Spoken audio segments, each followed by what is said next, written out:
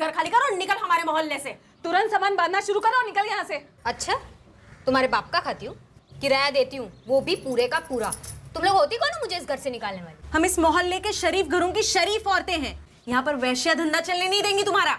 अपनी शराफत अपने पल्लू में बांधकर अपने घर पे रखो, मेरा मूड खराब मत करो, फुटो यहाँ से। तू चल बारा, तेरे को दिखाती हूँ मैं। हाथ किसको लगा दिए? कसम, मेरा हाथ उठा ना तो यही के यही सबके सब रेंगे लगेंगी। मैंने इतनी मार खाई और इतनी मार मारी है ना कि कसम से 10 जन्म तक तुम लोग मेरा मुकाबला नहीं कर पाओगी, समझ गई? निकलो यहाँ से। तू यहाँ से निकल और कहीं और जाके मारपीट कर। हम तुझे यहाँ नहीं रहने देंगे और हमने मकान मालिक बाबूराम जी को भी बुला लिया है। ए, जो भी नाम है तेरा, तेरे घर पे आती हूँ धंधा करने, तेरे पति को बहलाया फुसलाया मैंने। हमें ऐसे वैसे लोग नहीं चाहिए इस मोहल्ले में। तुम्हारे कस्टमर्स आते जाते रहते हैं, हमारे छोटे बच्चे हैं, उन पर क्या असर होगा इस गंदे माहौल का? तू अपना सामान समेट और निकल यहाँ से।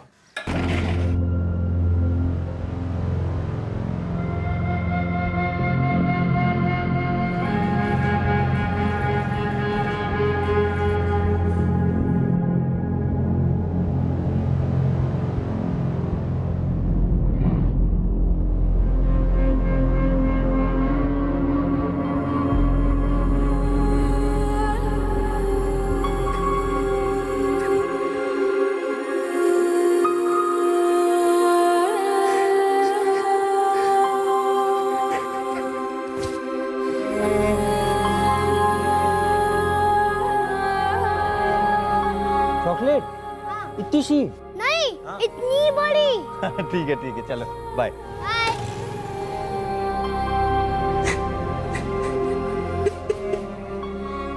पोस्टमार्टम अभी होना बाकी है, आप आइडेंटिफाई कर लें। कपड़े उसी के दौड़ता हुआ आया, बोला जल्दी आना, चॉकलेट लेकर के आना। क्यों मार दिया मेरे बच्चे?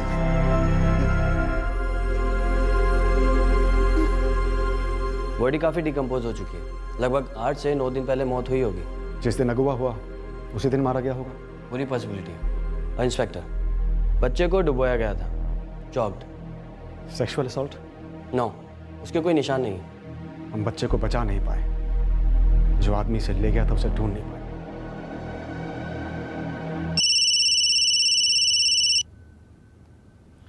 हाँ दिव्या। अर्पिता आई है थाने से, कह रही है उस अननोन कॉलर औरत ने अब उसे फोन किया था कल रात को। उसने अर्पिता से कहा कि अब और भी बच्चों को निशाना बनाया जाने वाला है। मैंने उसको बातों में लगा कर रखने की बहुत कोशिश की और भी कुछ निकलवाने की कोशिश की। उसने मुझे कल फ़ोन पर ही बता दिया था कि लालू को मारा जा चुका है। मुझे लगा कि ऐसे ही बोल रही होगी, लेकिन आज सुबह पता चला कि लालू की डेड बॉडी मिली है बेड़ा घाट में। पूरी बात शुरुआत से क्या हुई, डिटेल में बताओ अर्पिता। कौन हो तुम और क्यों ये खेल खेल रही हो? मैं कोई खेल खेल रही हूँ? मैं तो बस पुलिस की मदद कर रही हूँ प्रीति को पकड़वाने में। तो मुझे फ़ोन क्यों कर रही हो? क्योंकि तुम्हारी नाक बड़ी लंबी है अर्पिता, सबके मामलों में घुसेड़ रही हो। दूर रहो, समझी?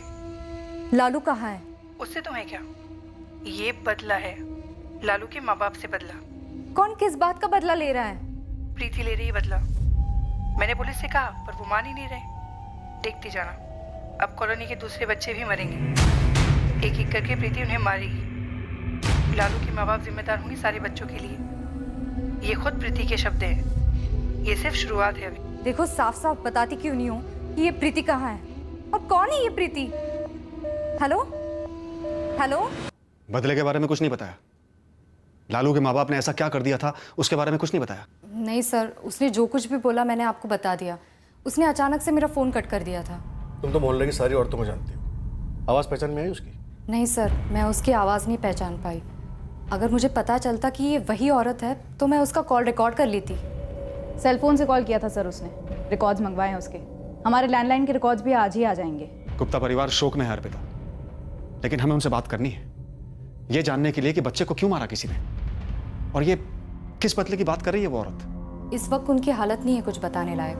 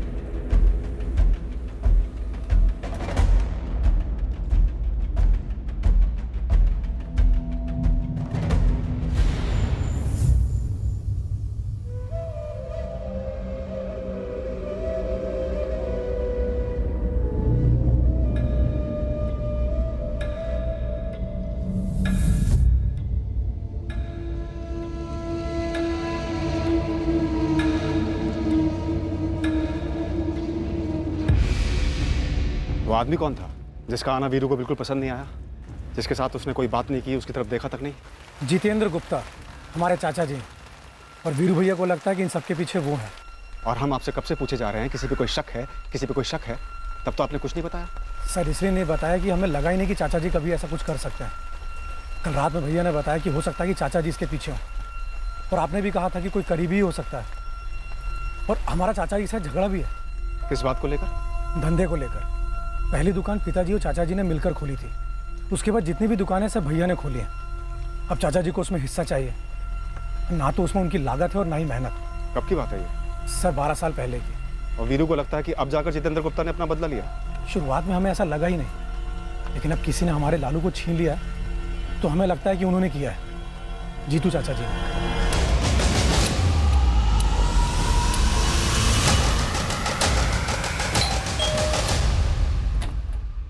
गिरीश सिंह। हाँ जी। 4447809887 नाम तो मेरा है, लेकिन नंबर मेरा नहीं है सर। फोटो तो तुम्हारा है। हाँ लेकिन सर 5 जून को तो मैंने कोई सिम कार्ड खरीदा ही नहीं है, तो फिर मेरी फोटो कैसे है? इसका जवाब तो तुम ही दो। फोटो तुम्हारा लगा है। हाँ सर, लेकिन मुझे कुछ नहीं पता, ये मेरा नहीं है। ये मेरे नाम पर और एक नंबर, वो भी 5 जून को। देखिए सर, मेरे पास मेरा एक ही नंबर है, इसके अलावा कोई है ही नहीं। एक तीसरा नंबर भी है। तो सर ये हो क्या रहा है? मतलब मेरे ही नाम पर 5 जून को ही 3 नंबर लिए किसी ने। करते क्या हो तुम? सर मैं आरके इलेक्ट्रिकल कंपनी में सुपरवाइजर हूँ। मेरे पास 2 नंबर है, एक तो कंपनी ने दिया हुआ है और एक मेरा पर्सनल नंबर है। इन 3 नंबर के साथ मेरा कोई लेना देना ही नहीं है सर। वीरू ने मेरा नाम लिया। वीरू ने कहा कि मैं ऐसा कर सकता हूँ। क्या आपने ऐसा किया जितेंद्र जी? लालू मेरे पोते जैसा था मैडम। बहुत दुख हुआ है सुनकर कि वीरू ने ये मान लिया कि मैंने, उसके सगे चाचा ने उसके बेटे को अगवा किया और उसे मार दिया। हमें पता चला आप 1 जून से 4 जून के बीच में जबलपुर में नहीं थे। मेरी पत्नी की रिश्तेदारी में एक शादी थी इंदौर में। पूरे परिवार के साथ वहाँ गया था। वापस लौटा तो पता चला कि लालू गायब है। कैसे पता चला? वीरू या सुरेन ने फोन करके बताया? फ़ोन किसी का नहीं आया था, दूसरे रिश्तेदारों और दोस्तों से पता चला। वैसे हमारे बीच फ़ोन कभी होता नहीं है ज़्यादा। हाँ, एक तनाव है ज़रूर। तनाव? हाँ तनाव, वही धंधे को लेकर। मैडम एक बात कहूँ, मैं वीरू से सिर्फ 12 साल बड़ा हूँ। चाचा कम, भाई जैसा रहा हूँ। बचपन में साथ में खेले कूदे हैं। सोचकर बड़ा अजीब सा लग रहा है, उसने मेरा नाम लिया। क्या आपने वीरू को दर्द देने के मकसद से ये किया? फांसी पर चढ़ा देना मैडम। अगर आपकी तहकीकात में ये पता चले कि ये सब मैंने किया है, मेरे लिए इससे बड़ी बदनामी की बात और क्या हो सकती है? नहीं सर, मैं तो नहीं जानता इसे। सर मेरे समझ में नहीं आ रहा है कि कोई मेरा फोटो देकर, मेरी एड्रेस प्रूफ देकर 3 सिम कार्ड खरीदता है और ऐसा क्राइम करता है। कोई तुम्हारी जान पहचान का ही होगा गिरीश। नहीं सर, मैं तो ऐसे किसी क्रिमिनल को नहीं जानता। सीधा साधा आदमी हूँ सर, सीधी सादी जिंदगी है मेरी। तीनों नंबर्स की लोकेशंस जबलपुर में ही अलग अलग दिखा रहे हैं। तीनों प्रीपेड सिम कार्ड है और तीनों को अलग अलग जगहों से खरीदा गया। एक दमोह से, एक सागर से और एक ग्वालियर से। और तीनों को 5 जून को खरीदा गया। 3 जून को लालू को एक आदमी ने किडनैप किया। 5 जून को सिम कार्ड्स खरीदे गए एक आदमी गिरीश सिंह के नाम पर। 5 जून की शाम को हमें एक अज्ञात औरत का फोन आता है जो एक दूसरी औरत प्रीति का नाम लेती है, जिसकी हमने डिटेल में पूछताछ की मगर कुछ नहीं निकला। जैसे गिरीश के नाम का इस्तेमाल किया गया सिम कार्ड खरीदने के लिए, ऐसे ही शायद प्रीति और उसके पति संजय के नाम का इस्तेमाल किया गया हमें गुमराह करने के लिए। शायद वो फोन करने वाली औरत ही मास्टरमाइंड हो। वीरू के चाचा जितेंद्र गुप्ता की पूरी स्कैनिंग हुई, कुछ हाथ नहीं लगा था। लगता है इनकी एक टीम है। लालू का किडनैप करने वाला वो आदमी और कॉल्स करने वाली औरत, जरूर इनकी साजिश रही होगी। 3 जून को उस आदमी ने लालू का किडनैप किया और उसे मार दिया। 5 जून को इन लोगों ने सब तय किया होगा और कॉल्स करने शुरू किए हमें गुमराह करने के लिए। चलो एक बात तो समझ में आती है कि कॉल्स हमारा ध्यान बटाने के लिए किए गए, लेकिन जुर्म का मकसद, उसकी तरफ तो एक भी इशारा नहीं हुआ अभी तक। अर्पिता से बात करते वक्त उस औरत ने बदले की बात की थी, वीरू और राधिका गुप्ता से बदला। वो तो एक और चाल हो सकती है, झूठा एंगल खुलवाने के लिए, या फिर वीरू या राधिका में से कम किसी एक के साथ खूनी का कोई झगड़ा रहा हो। अज्ञात महिला कॉलर ने कहा था कि मोहल्ले के दूसरे बच्चे भी शिकार किए जाएंगे। इसके चलते हमने हमारी एक पेट्रोल टीम भवानी नगर में तैनात कर दी। साथ ही हमारे आदमी सादे कपड़ों में भी बच्चों के आसपास नजर रख रहे थे। अगर यह धमकी सच थी तो उसे हर हाल में रोकना था हमें। एक और बच्चे के साथ इतना भयंकर हादसा होने देने का सवाल ही नहीं था।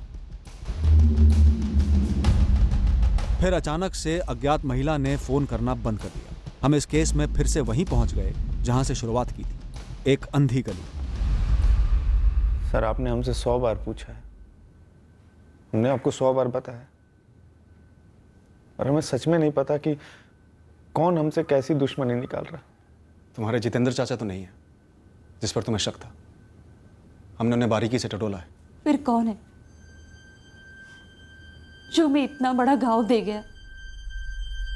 कौन और क्यों? हमने बच्चे उठाने वाले सारे हिस्ट्री शीटर्स को भी खंगाला है, कहीं कुछ मिला नहीं। हमने बच्चों को मॉलेस्ट करने वाले एंगल के बारे में भी सोचा, किसी ने शायद बच्चे के साथ बलात्कार किया हो, लेकिन ऐसा कुछ हुआ नहीं है, सिर्फ कत्ल हुआ है। कौन है सर? कौन? बस एक बार उसे मेरे सामने लाकर खड़ा कर दे। मेरे 6 साल के मासूम बच्चे को क्यों मार दिया गया सर? क्यों?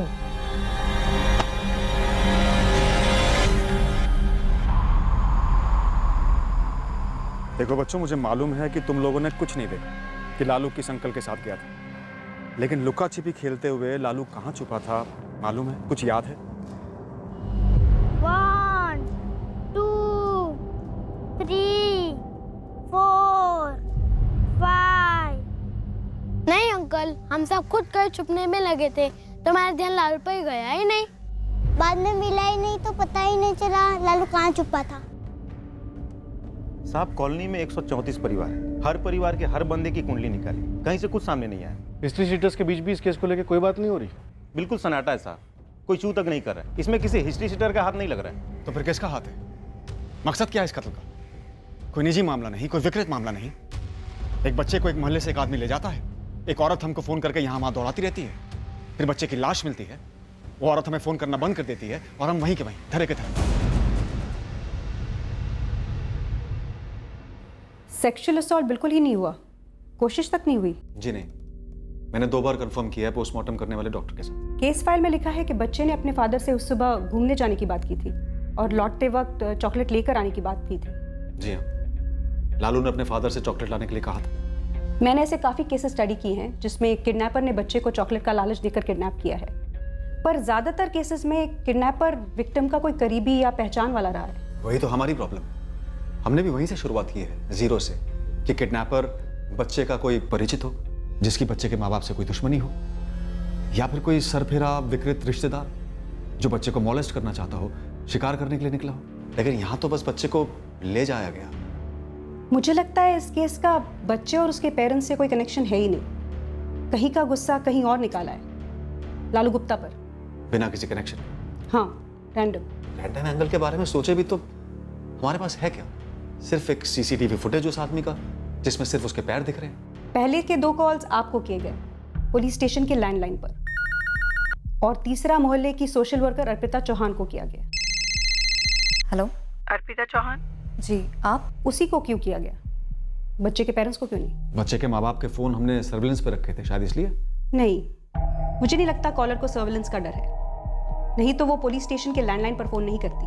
तो आपका पॉइंट है कि सिर्फ अर्पिता को ही कॉल क्यों किया गया? मेरा पॉइंट ये है कि जिसने भी ये अपहरण और कत्ल किया है उसका कोई पर्सनल घाव है, या तो उस औरत का जो कॉल करती है, या तो उस आदमी का जिसने बच्चे को उठाया है, या तो फिर दोनों का, अगर दोनों एक टीम है। लेकिन घाव है क्यों और किसने दिया?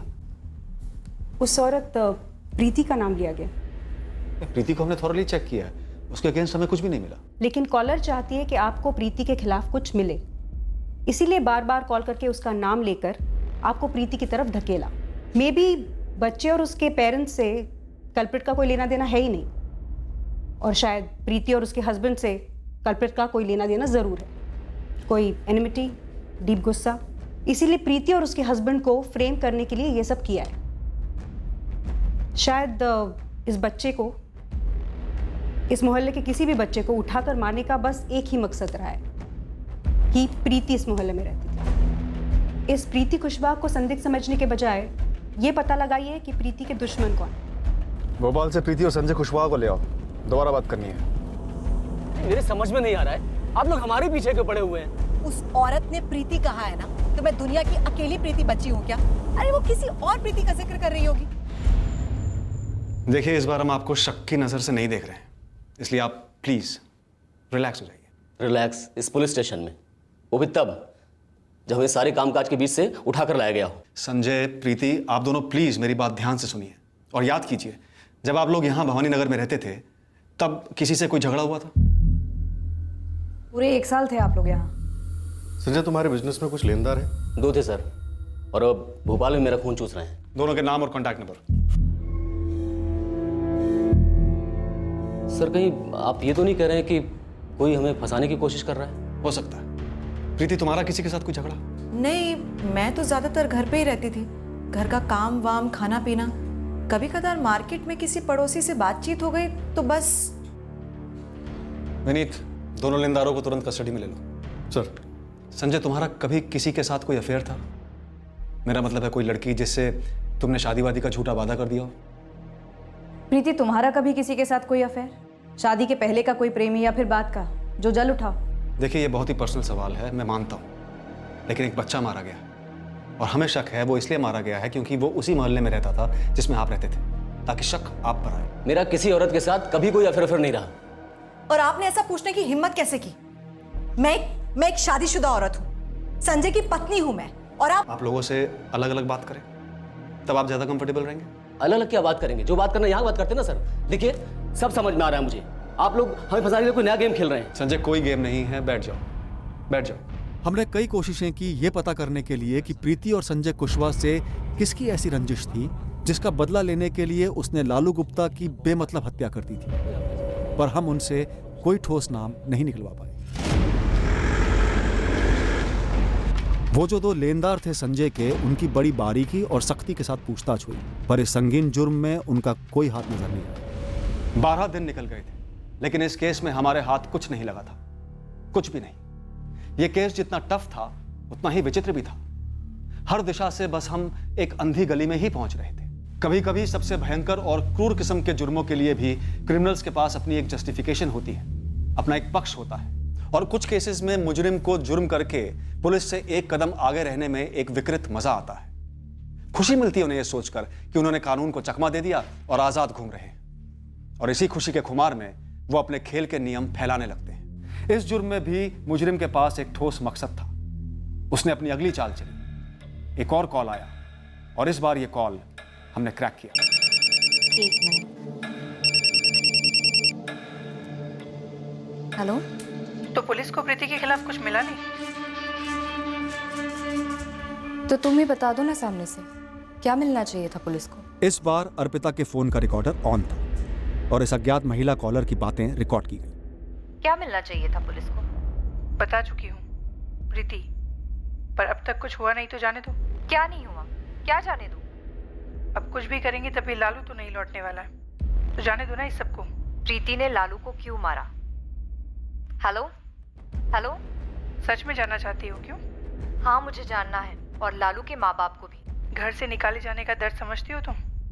तो क्या प्रीति को लालू के माँ बाप की वजह से घर से निकाला गया था? बेघर कर दिया था प्रीति को, अपने स्वार्थ के लिए, अपने मतलब के लिए। वो दर्द जब वापस मिलता है तब पता चलता है कि दर्द क्या होता है। चोट कभी भी एक तरफा नहीं होती। कहाँ से बेघर किया गया था प्रीति को? और कहाँ से? बेघर का मतलब समझती हो ना? ये समझ नहीं आ रहा है कि तुम प्रीति की क्या लगती हो। क्या चाहती हो तुम, कि मैं लालू के माँ बाप को ये संदेशा दे दूं कि उन्हें सजा मिल रही है प्रीति को बेघर करने के लिए? और पहले तुम प्रीति को पकड़वा रही थी, अब उसकी हिमायत कर रही हो। तुम कौन हो? चाहती क्या हो? मैं सिर्फ इतना कह रही हूँ कि प्रीति ने जो किया गलत किया। उसने मेरा भी इस्तेमाल किया। मैं चाहती हूँ कि उसे उसके किए की सजा मिलनी चाहिए। मुझे सिर्फ इस बात का बुरा लग रहा है कि मुझे पता था ऐसा होने वाला है, फिर भी मैं बच्चे की जान नहीं बचा पाई। वो आदमी कौन था जिसने बच्चे को अगवा किया? Hello hello hello. और इसके बाद फोन बंद कर दिया गया, जो कि होना ही था। कॉल रिकॉर्ड अर्जेंट बेसिस पे मंगाए हैं। बेघर कर दिया था प्रीति को, अपने स्वार्थ के लिए, अपने मतलब के लिए। वो दर्द जब वापस मिलता है तब पता चलता है कि दर्द क्या होता है। मैं सिर्फ इतना कह रही हूँ कि प्रीति ने जो किया गलत किया। उसने मेरा भी इस्तेमाल किया। मैं चाहती हूँ कि उसे उसके किए की सज़ा मिलनी चाहिए। मुझे सिर्फ इस बात का बुरा लग रहा है कि मुझे पता था ऐसा होने वाला है, फिर भी मैं बच्चे की जान नहीं बचा पाई। ये मेरी आवाज़ नहीं है सर, और ना मैं इस आवाज़ को पहचानती हूँ। मुझे कभी कहीं से बेघर नहीं किया गया है सर। पिछले 6 साल से बहुत आराम से संजय के साथ रह रही हूँ, और उसके पहले झांसी में अपने मम्मी पापा के साथ इज्जत से रही हूँ, इज्जत से विदा हुई हूँ। हमें फालतू में इस मामले में घसीटा जा रहा है। फिर भी जिस औरत की बात कर रही है, लगता है ये प्रीति खुशबुआ तो नहीं है। पति पत्नी दोनों की बैकग्राउंड की बाल की खाल की है हमने। फिर ऐसी दूसरी कौन सी प्रीति है जिसको बेघर किया गया था, चोट पहुंचाई गई थी? मैंने किसको बेघर किया? मैंने किसको चोट पहुंचाई? मैंने कभी किसी को बेघर नहीं किया, और क्यों करूंगी मैं? शादी के पहले मायके में कुछ हुआ था? कोई प्रीति नाम की लड़की थी, रिश्तेदार या किराएदार? जी नहीं। और प्रीति तो छोड़िए, मेरी पूरी जिंदगी में मैंने किसी के साथ ऐसा झगड़ा नहीं किया, ना मेरे घर वालों ने। राधिका से शादी के पहले कोई और थी तुम्हारी लाइफ? नहीं थी। राधिका और मेरी अरेंज मैरिज। कभी किसी और के साथ अरेंज मैरिज होते होते टूटी हो, या फिर किसी लड़की को कभी तुमसे एक तरफा प्यार हुआ हो? सर, अरेंज शादी में सभी 3-4 लोगों को देखा। मैंने भी 3-4 लड़कियों को देखा था, पर कभी किसी को बेघर नहीं किया। ये औरत भी किश्तों में सुना रही है दास्तान, और वो भी ऐसी दास्तान जो कहीं मेल नहीं खा रही। ये औरत हमें गुमराह कर रही है, ये तो समझ में आ रहा है, लेकिन कहाँ गुमराह कर रही है ये समझ में नहीं आ रहा। सर, ये पूरा का पूरा खेल फर्जी मालूम होता है। बच्चा अगवा करके मारा गया, ये सच तो फर्जी नहीं है ना गुरु? ना कौन बोल रहा है सर? लेकिन ये भी तो सच है कि मैंने आज तक बिना मकसद के कोई किडनैपिंग या मर्डर नहीं देखा है, और मकसद है भी तो उसकी भनक तक नहीं है हमें। कहीं अर्पिता तो ये पूरा खेल नहीं खेल रही? मेरा मतलब है, और कौन बचा है शक करने के लिए? एक ही प्रीति मिली उसी कॉलोनी से, लेकिन उसका भी कोई कनेक्शन नहीं बैठ रहा है। हमने किसी भी पॉइंट पर अर्पिता पर शक नहीं किया ना? नहीं, कभी संदिग्ध नहीं माना। बेघर कर दिया था प्रीति। हमने अज्ञात महिला कॉलर की आवाज भवानी नगर के हर रहने वाले को सुनाई, इस उम्मीद से कि कोई तो पहचान लेगा। हमने अर्पिता चौहान की पूरी बैकग्राउंड चेकिंग कर ली, पता किया कि वो उसका लर्निंग सेंटर वहीं पर क्यों चला रही थी। अर्पिता से सीधे पूछ लिया हमने, क्या वही ये खेल खेल रही थी? मैं खेल खेल रही हूँ? ये बहुत ज्यादा हो गया सर। मैं आपकी इतनी मदद कर रही हूँ आउट ऑफ द वे जाकर, और आप मुझे पर शक कर रहे हैं। आपने मेरे माँ बाप को फोन किया था मेरे बारे में पूछने के लिए कि मैं लर्निंग सेंटर यहाँ क्यों चला रही हूँ? हाँ अर्पिता, किया था हमने तुम्हारे पेरेंट्स को फोन, क्योंकि हमें ये बात बहुत अजीब लगी कि तुम एक अच्छी खासी लाइफ छोड़कर यहाँ बच्चों के लिए लर्निंग सेंटर क्यों चला रही हो। इसमें अजीब लगने वाली क्या बात है सर? आपको ऐसा तो नहीं लग रहा है ना इस सोशल वर्क के पीछे मेरी कोई बुरी शादी है? शायद मैंने अपना बच्चा खोया है, बहुत दुख दर्द है मेरी जिंदगी में। अगर आप ऐसा सोच रहे हैं तो ऐसा बिल्कुल नहीं है सर। मुझे बच्चे पसंद है, सोशल वर्क करना पसंद है, इसीलिए मैंने ये लर्निंग सेंटर यहाँ पे खोला है। मुझे जैसे लोग होते हैं, नॉर्मल होते हैं, और मैं कोई पागल नहीं हूँ जो अपने मोहल्ले के किसी बच्चे को उठवा कर उसको मार दूँ, वो भी वो बच्चा जिसे मैं अच्छी तरीके से जानती हूँ, और कोई दूसरी औरत से ऐसे कॉल्स करवाऊँ। सर बाकी की सारी चीज़ें साइड में, आप थोड़ा सा तो कॉमन सेंस इस्तेमाल कर सकते थे मुझ पर शक करने से पहले। अर्पिता, इस केस में ना तो हम अभी तक कल्प्रिट के बारे में कुछ जान पाए हैं और ना ही मोटिव के बारे में। हमारे पास एक भी सुराग नहीं है। सालों में पहली बार आज किसी केस को लेकर इतना बेबस महसूस कर रहे हैं। मैं सब पर शक है, इसलिए तुम पर भी शक हुआ। सॉरी। एक ब्रेक थ्रू है। गुरु को प्रीति नाम की लड़की के बारे में पता चला, जो उस मोहल्ले में 2 साल पहले रहा करती थी। उसे भी बेघर किया गया था। कौन है ये प्रीति? जब जमुना ने हम लोगों से बोला ना, तब हमें ख्याल आया। तीसरी गली के दूसरे घर में रहती थी वो वाली प्रीति, पर पूरा नाम क्या था वो हमें पता नहीं था। वो बाबूराम जी है ना, उनके मकान में भाड़े पर रहती थी। उसे घर से किसने निकाला था? वीरू और राधिका ने? सर हम सब ने मिलकर ही निकाला था, और मकान मालिक को फोन कर दिया था और वो आ गए थे। तुझे याद है वो वाली प्रीति जो घर से धंधा करती थी और जिसे पुलिस पकड़ के ले गई थी? तो ये प्रीति घर से धंधा करती थी, इसलिए आप लोगों ने उसे घर से निकाल दिया या निकलने को कहा? हाँ सर, उसे 6 महीने की जेल भी हुई थी।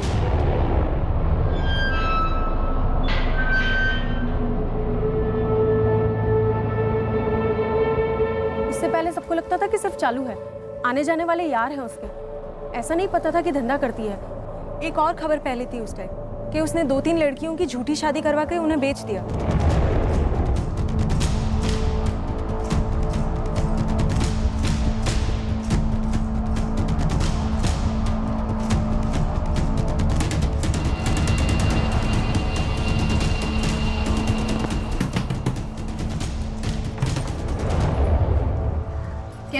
अब भी क्या घर खाली करो और निकल हमारे मोहल्ले से। तुरंत सामान बांधना शुरू करो और निकल यहाँ से। अच्छा, तुम्हारे बाप का खाती हूँ, किराया देती हूँ, वो भी पूरे का पूरा। तुम लोग होती कौन हो मुझे इस घर से निकालने वाली? हम इस मोहल्ले के शरीफ घरों की शरीफ औरतें हैं। यहाँ पर वैश्या धंधा चलने नहीं देंगी तुम्हारा।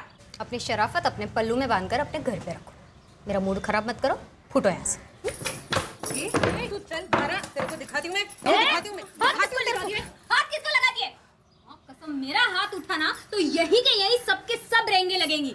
मैंने इतनी मार खाई और इतनी मार मारी है ना कि कसम से 10 जन्म तक तुम लोग मेरा मुकाबला नहीं कर पाओगी। समझ गई? निकलो यहाँ से। तू यहाँ से निकल और कहीं और जाके मारपीट कर। हम तुझे यहाँ नहीं रहने देंगे और हमने मकान मालिक बाबूराम जी को भी बुला लिया है। ए, जो भी नाम है तेरा, तेरे घर पे आती हूँ धंधा करने। तेरे पति को बहलाया फुसलाया मैंने। हमें ऐसे वैसे लोग नहीं चाहिए इस मोहल्ले में।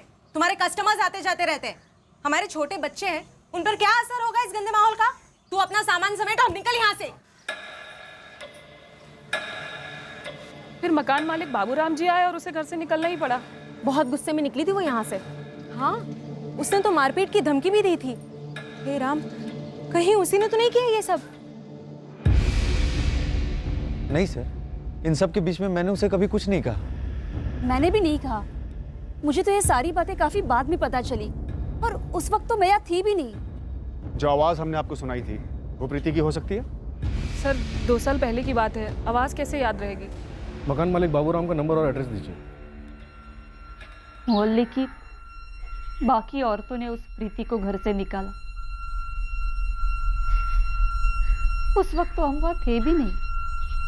पूरे मोहल्ले से बदला लेने के लिए उसने हमारे बच्चे को निशाना बनाया। सर, मुझे पता होता कि वो धंधा करती है तो मैं उसको मेरा घर किराए पे क्यों देता? और दिया भी तो बिना किसी एग्रीमेंट के। कोई फोटो, कोई एड्रेस, कोई फोन नंबर, कुछ तो होगा तुम्हारे पास। सर, जब घर से ऐसे ही निकाल दिया तो एग्रीमेंट, नंबर वो सब रख के क्या करता? फेंक दिया। तुम्हारे पास कैसे आई थी? कोई तो होगा जो उसके बारे में जानता होगा।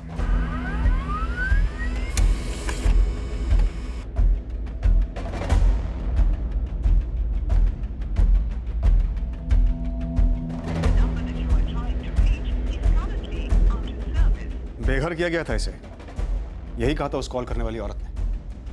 सही कहा। और हम गलत प्रीति के पीछे पड़ गए थे, प्रीति कुशवाहा। और इस गलत प्रीति की तलाश में हम भोपाल तक पहुंच गए, जबकि ये असली प्रीति ये ले गई होगी लालू को भोपाल। और भोपाल में इस वाली प्रीति की तलाश करते हैं। शायद वो कॉलर ये प्रीति ही हो जो मैं गलत प्रीति के पीछे भेज रही थी। पता होगा उसे कि प्रीति कुशवाहा यहाँ जबलपुर में भवानी नगर में रहती थी और अब पिछले 1 महीने से भोपाल में रहती है, तो हमें वहाँ भेज दिया। उसे यहाँ की भी सारी जानकारी होगी। पॉइंट।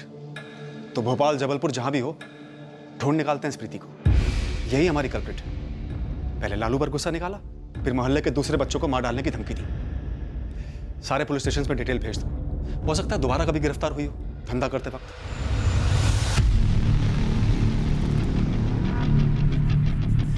अब इस दूसरी प्रीति के लिए जबरदस्त खोज शुरू हुई। हमें यकीन था कि यही प्रीति इस जुर्म के पीछे है। भोपाल का चप्पा चप्पा छाना गया और जबलपुर का भी।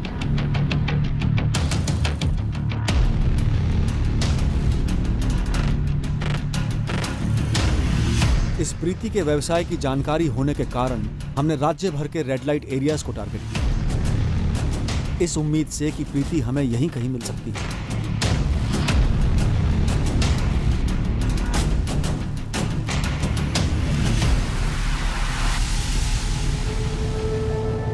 और ये प्रीति हमें मिली और काफी जल्दी मिल गई, भोपाल से। उस तक हम उसके एक दलाल के जरिए पहुंचे।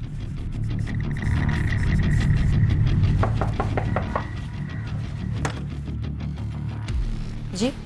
लालू गुप्ता को तूने ही मारा? लालू गुप्ता? कौन है ये?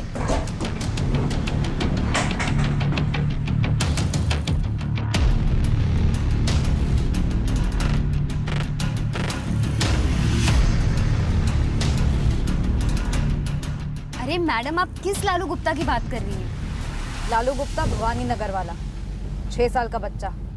तुम्हें भवानी नगर से भगा दिया गया था, बेघर कर दिया गया। हाँ, इज्जत के फालूदे हो गए थे मेरे, पर वो तो 2 साल पहले की बात है। बेघर कर दिया था प्रीति को, अपने स्वार्थ के लिए, अपने मतलब के लिए। वो दर्द जब वापस मिलता है तब पता चलता है कि दर्द क्या होता है। चोट कभी भी एक तरफा नहीं होती। मैं सिर्फ इतना कह रही हूँ कि प्रीति ने जो किया गलत किया। उसने मेरा भी इस्तेमाल किया। किसकी आवाज है ये? बड़ी भद्दी सी आवाज है, मेरी तो नहीं है। अरे आप लोग मेरी तरफ ऐसे क्यों देख रहे हैं? कोई अभी बोलेगा कि ये मेरी आवाज नहीं है। लालू के कत्ल में तेरा साथीदार कौन था? पहली बात तो ये कि मैं धंधे वाली, धंधा करती हूँ और इसके लिए कई बार गिरफ्तार भी हो चुकी हूँ और सजा भी काटी है। और दूसरी बात, ये सिर्फ एक भवानी नगर नहीं है जहाँ से मुझे इस तरह से लात मार के निकाला गया। 8 सालों से धंधा कर रही हूँ मैडम, और इन 8 सालों में कई जगह से अलग अलग तरीके से बदनाम हुई हूँ मैं। पकड़ी गई हूँ, बेघर की गई हूँ। हिस्सा है अपनी लाइफ का मैडम, कोई गम नहीं। हाँ, लेकिन ये बच्चा मारने वाली जो बकवास आप लोग ने की है ना, वो तो मतलब आप बंद कर दीजिए, क्योंकि मैंने ऐसा कुछ नहीं किया। प्रीति, इस कमरे में ये सबसे ज्यादा बोला गया झूठ है। पर सर, मैं झूठ नहीं बोल रही हूँ, मैंने सच में कुछ नहीं किया। इस कॉलर ने चोट और दर्द की बात की है, जो तुझे हुआ होगा जब तुझे भवानी नगर से निकाला गया होगा। भले ही किसी और जगह भी हुआ हो, पर यहाँ शायद सबसे ज्यादा हुआ दर्द। मैडम, वेश्या की लाइफ में कोई एक दर्द हो तो गिनवाओ। दर्द ही दर्द है हमारी लाइफ में। कोई कस्टमर आके बैठता है और पैसा नहीं देता, वो तो सबसे दर्दनाक होता है। कोई साले बैठने के नाम पर हमें काटते हैं, नोचते हैं, मारते हैं, वो एक अलग दर्द। कुछ साले सपोले आप लोगों के पास आके चुगली कर देते, उसका एक अपना दर्द। फिर पकड़े जाना, धंधा बंद होना, कोर्ट के लफड़े, वकील की चिकचिक और फिर जेल। दर्द ही दर्द है मैडम हमारी लाइफ में। लेकिन फिर भी हंस खेल के अपनी जिंदगी काट लेते हैं। इस तरह पागलों की तरह अपना बदला खून करके नहीं लेते। ये तेरा दूसरा साथीदार जिसने लालू को उठाया। यहाँ तो सिर्फ बच्चा दिख रहा है, आदमी कहाँ है? ये उसके पैर दिख रहे हैं। कौन है ये? सर, भोपाल से फॉरेंसिक का फोन था। इस प्रीति की आवाज़ उस रिकॉर्डेड आवाज़ के साथ मैचिंग के लिए भेजी गई थी। आवाज़ तो मैच नहीं हुई, लेकिन उसने कुछ और बताया। क्या? जो आपको इन्फॉर्मेशन या लीड्स देती आई है, इसका औरत होना ज़रूरी नहीं है। ये क्या बोल रहे हो अमित? औरत होना ज़रूरी नहीं है मतलब? जी सर, दरअसल ये आवाज़ एक सॉफ्टवेयर है। सॉफ्टवेयर? मतलब आवाज़ बदलने का सॉफ्टवेयर? करेक्ट। इस सॉफ्टवेयर से किसी भी मर्द की आवाज़ को औरत की आवाज़ में बदल दिया जा सकता है। आप चाहें किसी भी आवाज़ में बात करें, ये ऐप या ये सॉफ्टवेयर उसकी फ्रीक्वेंसी को इस तरह से मॉड्यूलेट करता है कि सामने वाले को औरत की आवाज़ ही सुनाई दे। जस्ट वेट सर, मैं आपको डेमोन्स्ट्रेशन देता हूँ। Just wait.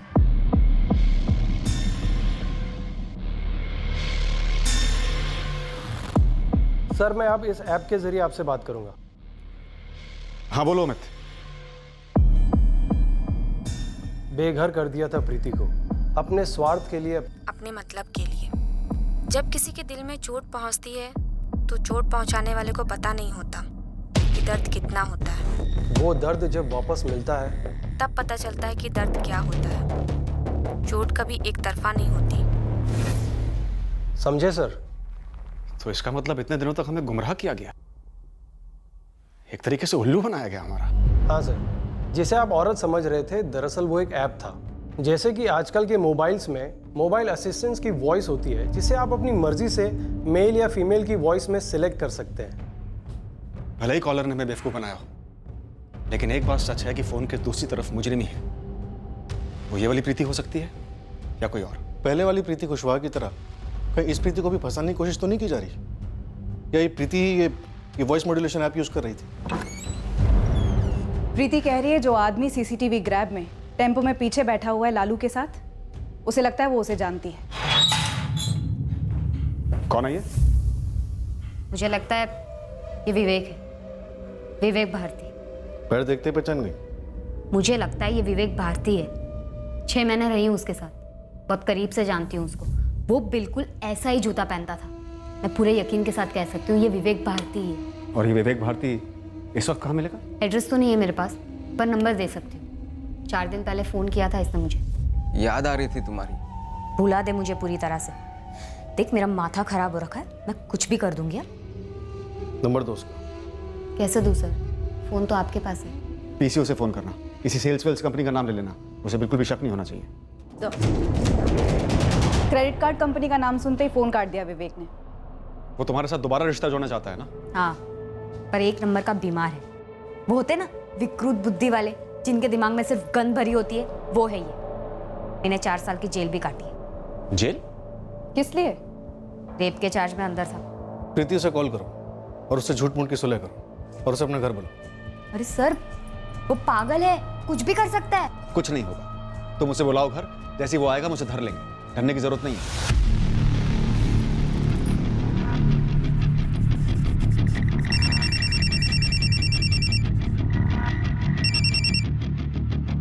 हेलो प्रीति। विवेक, कैसे हो तुम? बोलो ना। आखिरकार हमारे असली मुजरिम के करीब पहुंच गए। उसे चालाकी से प्रीति के घर लाया गया, जहां हमने उसके लिए जाल बिछा रखा था।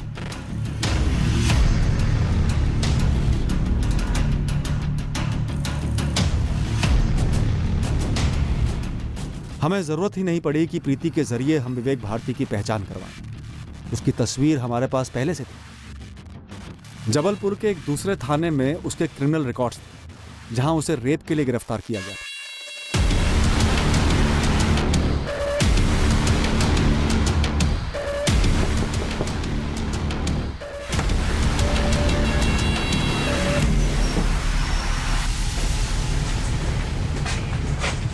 इसके पहले कि हम विवेक भारती को लालू गुप्ता मर्डर केस के बारे में इंटेरोगेट करते, हमें उसके अतीत का पता चला कि यह आदमी वाकई में एक विकृत दिमाग वाला है, जिसे सेक्स का अजीब सा एडिक्शन था। विवेक भारती की पहली शादी मधु नाम की लड़की से हुई थी। 1 साल के अंदर डिवोर्स हो गया था। मधु को पता चला विवेक के वहशी सेक्स एडिक्शन का।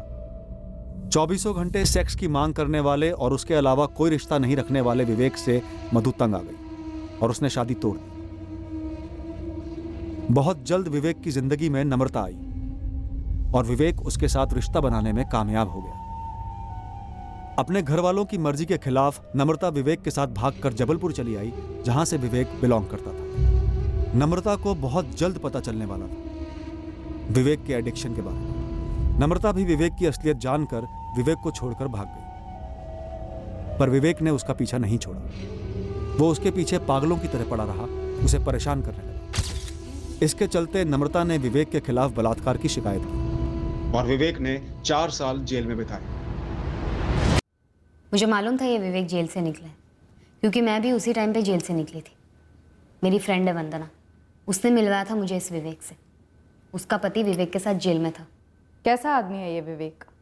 पागल तो है ही, जैसे मैंने आपको बताया, पर एक बात है सर, काफ़ी अच्छे खानदान से, पढ़ा लिखा है। सागर में रहते हैं उसके भाई बहन, पुश्तैनी ज़मीनें, हवेली, सब कुछ है। माधव बता रहा था कि कोई सेल्समैन का काम करता है ये विवेक, लेकिन काफ़ी तगड़ी पार्टी है। लेकिन वंदना, वो रेप चार्ज में अंदर गया था ना?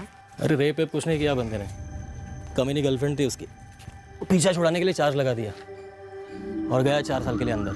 तू देख ले प्रीति, उसे औरत चाहिए। तू अब भी निकली है जेल से, कहाँ वापस धंधा वंदा जमाएगी। और इतना ज़रूर बता दूँ, तुझे संभालने की अच्छी औकात रखता है वो, पुश्तैनी पैसे है उसके पास। उनकी बात बिल्कुल सही थी मैडम, पैसों की कमी नहीं थी, पर एक नंबर का सरफिरा है, पागल है बिल्कुल। सेक्स के मामले में क्योंकि कंपटीशन लग जाए ना तो ओलंपिक जीत के आए, आधे आधे घंटे पे तलब लगती थी। उसके लिए ना लाइफ में और कुछ मायने नहीं रखता था इसके अलावा।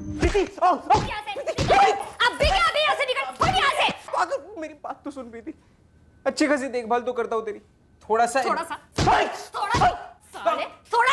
4 पैसे क्या देता है दाल रोटी के, समझ के क्या रखा है? मशीन हूँ मैं, हाँ? या कुछ साइकिल हूँ जो चढ़ गया चलाने लगे? प्लीज मुझे घर से बाहर मत निकाल प्रीति, प्लीज।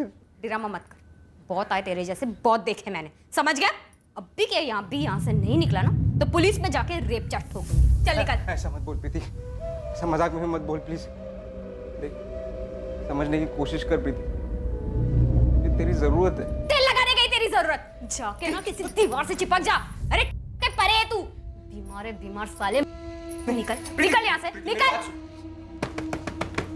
प्रीति मेरे को घर आने देना। फिर से आ गया? खुद का दिमाग तो सड़ा चुका था ये, अब मेरा दिमाग सड़ाने पर तुला था। हेलो, बोला था ना तेरे से फोन मत करना। फोन कर करके दिन रात दिमाग चाटता था मेरा। 1 महीने से शांत था, फोन वोन कुछ नहीं, पर अभी 4 दिन पहले फोन आया था कमीने का। मुझे तो लगता है मैडम वो पूरी तरह से हो चुका है, बच्चे को मार डाला और अब लड़की की आवाज निकाल के मुझे फंसाना चाहता है। और तुम्हें पता ही नहीं कि उसने बच्चा उठाया नहीं उठाया? सर पता होता तो चुप नहीं बैठती, एक बार फोन करके आपको वार्निंग जरूर देती।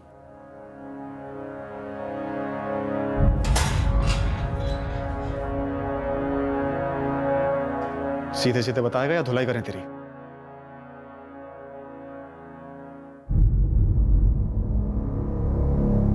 उसने रेप चार्ज की धमकी नहीं देनी चाहिए थी। उस प्रीति ने, पहले नम्रता ने फंसाया, फिर ये प्रीति। समझ क्या रखा है? बच्चे लालू ने क्या बिगाड़ा था? नम्रता ने फंसाया, फिर ये प्रीति। समझ क्या रखा है? बच्चे लालू ने क्या बिगाड़ा था? कुछ नहीं, मैं प्रीति को फंसाना चाहता था। आवाज बदलने वाला ऐप, ये पहले से तेरी प्लानिंग थी? गिरीश सिंह की फोटो यूज करके उसके नाम पे 3 सिम कार्ड खरीदे तूने? बच्चे को मारने के बाद मुझे समझ नहीं आ रहा था कि मैं ये बात प्रीति तक कैसे पहुंचाऊं। फिर एक रद्दी की दुकान में एक पुराने लाइसेंस के साथ मुझे उस गिरीश सिंह का फोटो मिला, और वॉइस ऐप मेरे पास पहले से ही था। बच्चा लालू तेरे साथ चुपचाप आ गया था, चिल्लाया विल्लाया नहीं? उसे चॉकलेट चाहिए थी।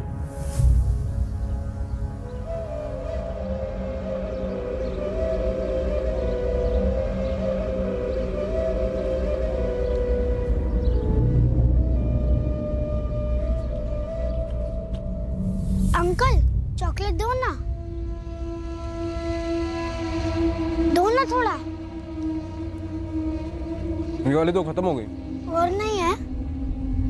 घर पे फ्रिज भर के, जितना चाहिए ले ले। फॉरेन की है, इंपोर्टेड। चाहिए? हाँ। तो चल मेरे साथ। अंकल आपका घर ज्यादा दूर तो नहीं है ना? नहीं, पास में ही है। तू उसे भवानी नगर से देवी चौक ले गया अपने घर, उसने कोई सवाल जवाब नहीं किया, हंसते खेलते आ गया मेरे साथ। उसे चॉकलेट दी तूने? जलेबी खिलाई। आजा बेटा, तू यहाँ बैठ जा, मैं ये जलेबी प्लेट में डालकर लाता हूँ। ओके? पहले गर्मा गर्म जलेबी खा ले और फिर ठंडी ठंडी चॉकलेट।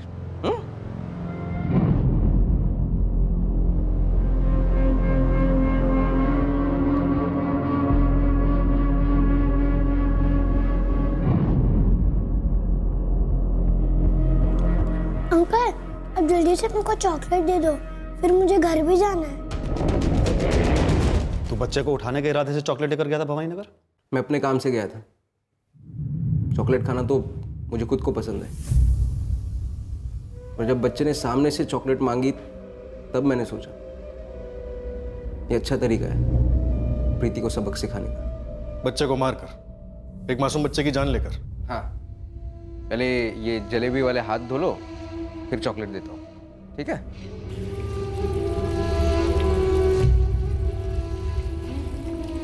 नाम क्या है तुम्हारा? वैसे तो मेरा नाम ललित है, लेकिन सब लोग मुझे प्यार से लालू बुलाते हैं।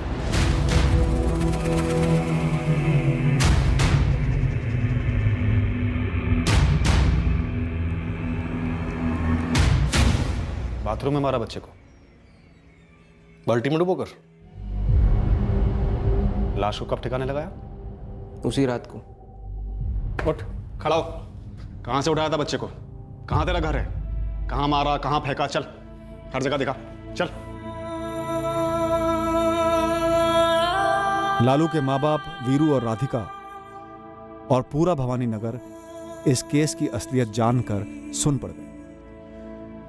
हमने विवेक भारती की लगातार पूछताछ की, यह पक्का करने के लिए कि प्रीति का इस मर्डर में कोई हाथ था या नहीं। आखिर में हमने प्रीति को छोड़ दिया, उसके खिलाफ हमें कुछ नहीं मिला।